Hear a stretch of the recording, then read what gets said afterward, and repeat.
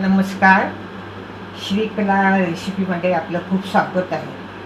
आज मी तुम्हाला एक खूप पारंपरिक डोश्याचा पदार्थ पण अतिशय चविष्ट हेल्दी असा प्रकार मी दाखवणार आहे. फक्त ते कारवारच्या लोकांनाच तेवढं माहिती आहे. तर मी त्याच्यासाठी ह्या कपने हातसडीचा तांदूळ 2 कप घेतले आणि जाड तांदूळ 2 कप घेतले आणि मेथी 1/3 कप. हे सगळं एकत्र करून 3 वेळा स्वच्छ पाण्यातून धुवून घ्यायचं आणि मग स्वच्छ पाण्यात घालून 5-6 तास भिजत ठेवायचे. 7-8 तास हे दोन्ही प्रकारचे तांदूळ आणि त्यात मेथी पण घातलेली आहे, ते भिजवून घेतलेली आहे. आता ती वाटून घेऊया. मी मिक्सरमध्ये अशा प्रकारे घातलेलं आहे. हे पीठ फार पातळही करू नये आणि फार जाडही करू नये.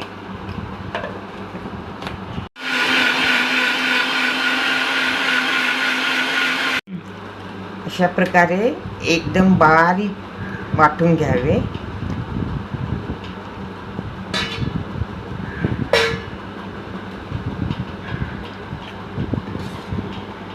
तसेच तांदळाबरोबर तसेच मी 1/4 कप पोहे भिजवून घेतलेले आहे.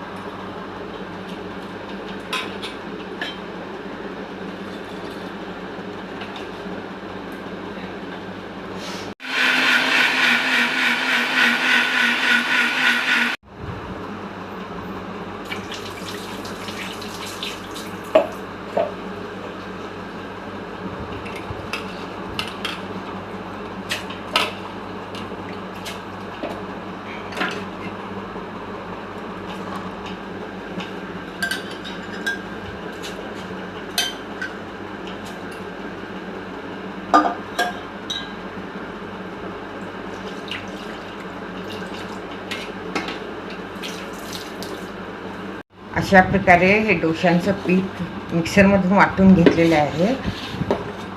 त्यामध्ये गूळ 2 कप घालावा. ज्या कपाने तांदूळ घेतलेले आहेत ना, तेच 2 कप सपाट गूळ घालावा. यात मीठ अगदी थोडे घालावे, कारण हे गोड असल्यामुळे मीठ जास्ती घालायचं नाही त्याच्यामध्ये. आणि हे मिक्स करून आणि शेवटी एक चमचा सपाट खाण्याचा सोडा याच्यामध्ये मिक्स करून मग ते 7-8 तास ठेवून द्यावे.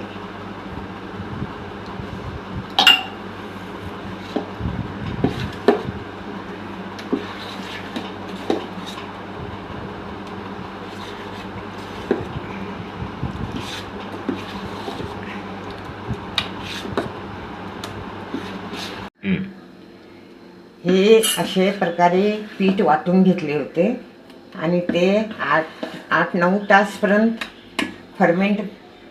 बाहेर फर्मेंट करायला ठेवले होते. मग ते इतपत जाड झाले. तर इतपत जाड झालेले हे पिठात ह्या भांड्यात मी ते पीठ काढून घेतले आणि त्याच्यात थोडं पाणी ॲड करून आता त्याचे डोसे मग मी काढले आणि तुम्हाला दाखवते.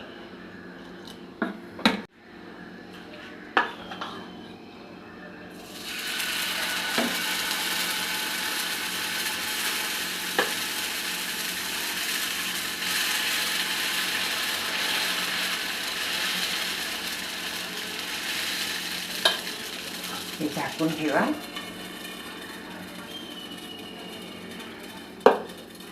त्याला जाळी पडते आणि जाळी जितकी जास्त पडते तितक्या ते डोसाचं बॅटर जे आहे ते अगदी उत्तम झालं असं समजावं.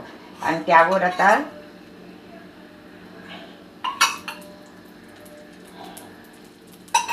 तेल सोडून परतून घ्यावं.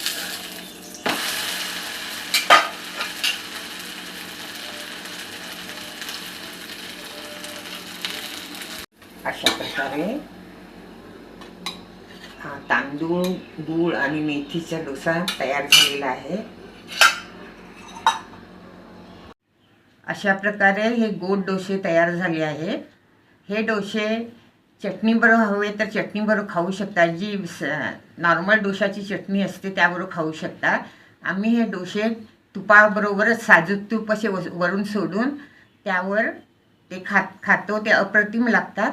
तुम्हाला कसे हवे असतील तसे तुम्ही खाऊ शकता.